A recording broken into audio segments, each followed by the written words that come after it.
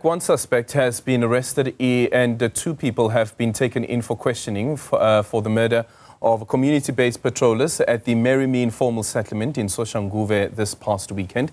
The attack resulted in the tragic loss of 6 lives while others remain in hospital. Police Minister Senzo Mchunu visited the area yesterday to meet the families of the patrollers. At the same time, across the country in Nelson Mandela Bay, we have seen the significant increase in police presence with 150 officers deployed to bolster crime-fighting efforts in that area. To shed some light on these critical issues and the National Police response to crime, Police Minister Senzo Mchunu is now joining us for this chat. Minister, very good morning to you. Thank you so much for making time for us. Let's start off with the matter in Soshanguve. So the last update that we got was that one suspect was arrested who is expected to appear in court this morning. Is that still the information that is available from SAPS' side? Yes, that is our information up to now. I haven't checked this morning. I'm giving police a fair chance to make progress. We will check around 8 o'clock. All right. Let's then speak, Minister, about this incident that took place in Soshanguve, because once again, the conversation that we had with some of our colleagues here in the newsroom was here you have young people that are actually responding to this issue around crime that is facing them as well as their communities, but them as well becoming victims of crime. What was your message to the people of Soshanguve? Well, firstly, is to appreciate their contribution and their stance in the face of what you are talking about, a dangerous situation in the context of a Soshanguve that has actually deteriorated to be almost a criminal den. If you look at the preparedness of some people there to commit crimes, we commend them, we encourage them to maintain their stance. We have, as of shortly after the incident, increased police there and deployment of police and vehicles that they needed. But the station itself has a 98.3% filled up posts. So it's quite a functional police station with hitches, smaller hitches like communication, which we fixed yesterday. But in the main, we want to say to them, apart from commending them, we have arrested one of the ±5 people that were identified as being suspects in that tragedy and that terrible attack that they launched against innocent people who were not armed and all of that. One was arrested, and we left police interrogating 2 more people or suspects, and we're hoping that the outcome would have been positive because they were not just picked up from the street. They were following leads gleaned from the interview with the suspect. He himself had been prepared to confess, but then he said no, he would do it the following morning, which is yesterday. And we're hoping that all of that will yield positive results, allowing police or enabling police to do more arrests. And we want those people who are arrested, we want them to be arrested. And it's understandable that while you are doing all this work and culprits are not yet found, people will be apprehensive and have fear in the area. But they must hold. Yeah, that confession that you speak of, did that confession come through yesterday? Well, I take it that it did because even after we left at 12, they were busy with that suspect. As I say, I didn't check last night and I haven't checked this morning, just to make police give them enough space to do their work without unnecessary or undue pressure from us. But we are going to call this morning. Okay, let's quickly then speak about accountability, Minister, especially from the Soshanguve police station side. So they are 98% capacitated, meaning that you have a 2% vacancy, which that 98% capacity is really high if you compare it to other various government departments when it comes to vacancies. A call is put through to the police station at 3 a.m. The police only arrive 3 hours later at 6 a.m. Who is going to be held accountable for this? And on top of that, Minister, this is not the first time that community members have complained about the Soshanguve police station, including the poor management of the station. Well, the call at 3 was made by, among other people, by the councillor, the ward councillor. And we sat with him there together with the police, with the police station commander, and we checked this. The one they said they had a hitch with their telephones, and we probed it further to say what was the actual problem, that their telephones were not working, and they told us that there was a change of the system, and new gadgets arrived last year. But they had not been fixed up to now. And we checked with head office, with people who are responsible, and provincial government, provincial SAPS, those that are responsible for IT.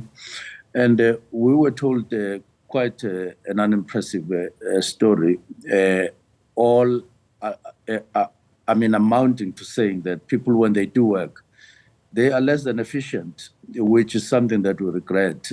This could have been fixed long ago because government had made resources available, but they are lax when they delegate duties, when they perform duties. They don't cross-check each other throughout the value chain until things are delivered. But we resolved the problem to say, as of today, those hitches must have been resolved so that we move on on communication. But the police station commander did also explain that because of the nature of the area, that was the crime scene, they also needed reinforcements, and also that even when the ambulance got in there, they couldn't just walk into the scene itself because it's quite a problematic area in terms of driving into. So there were this combination of factors, but we would have been better off had communication worked, at least be held up by other things other than just mere communication.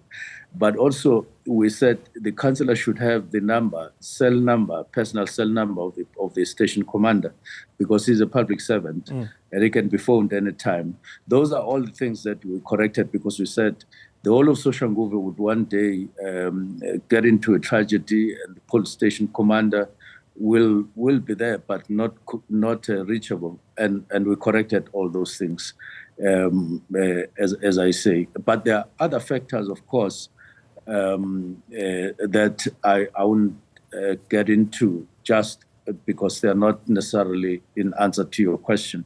So in terms of who is answerable, well, we would say we are partly answerable in the sense that we should have fixed the lines from October last year. And as I say, we then left, among others, Civilian Secretariat to meet all councillors in Soshanguve as soon as possible, to work all the systems of communication and contacts and contact numbers.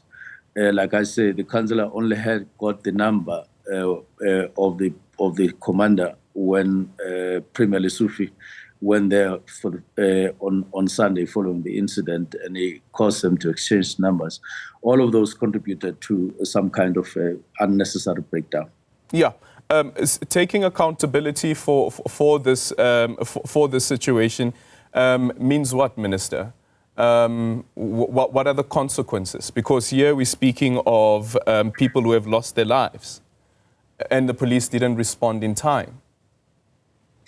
Well, mind it that they are not responding on time wasn't like before the incident. It was after the incident had taken place.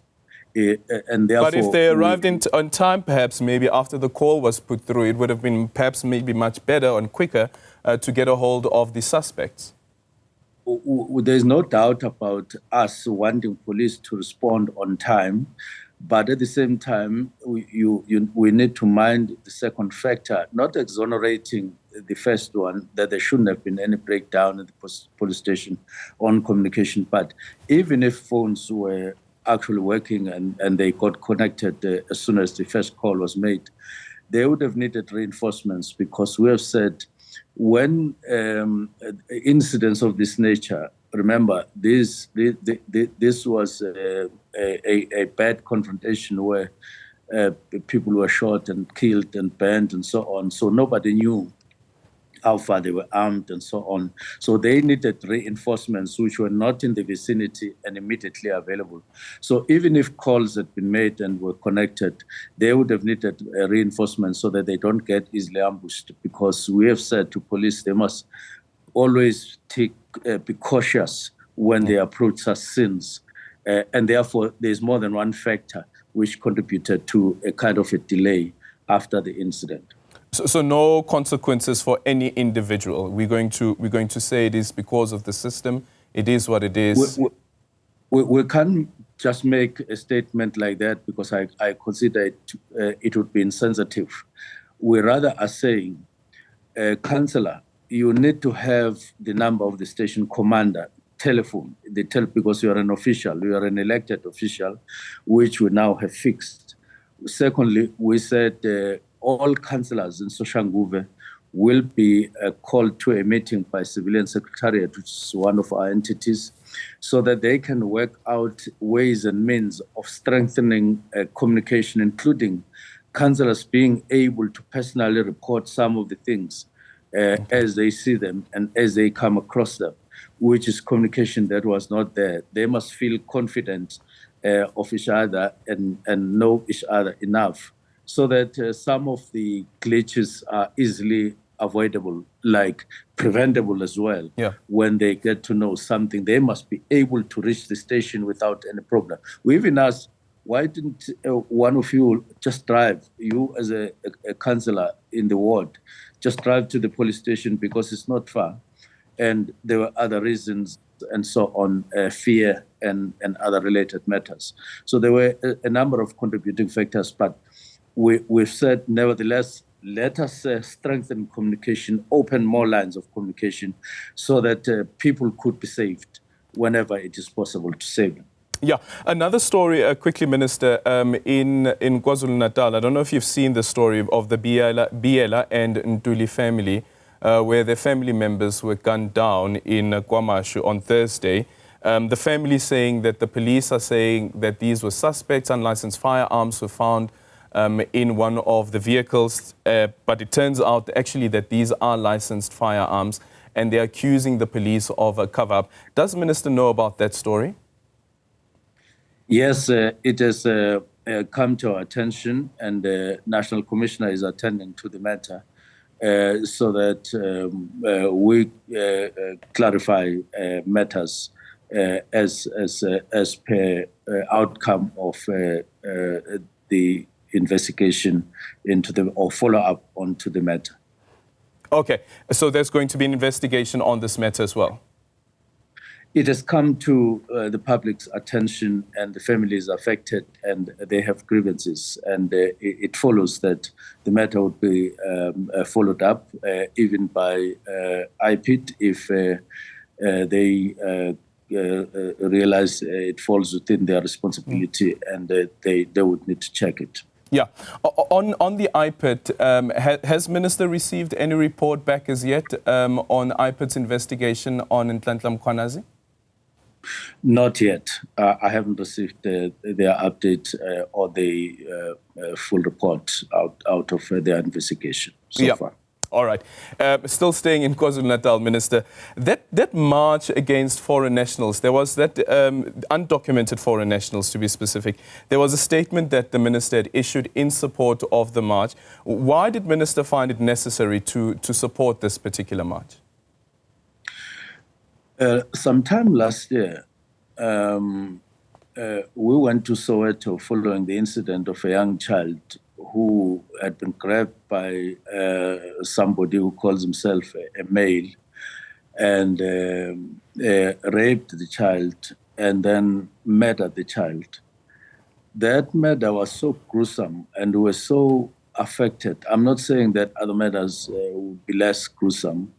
And it turned out that that was an illegal immigrant from Zimbabwe after he got apprehended. We attended the court case and these facts came out.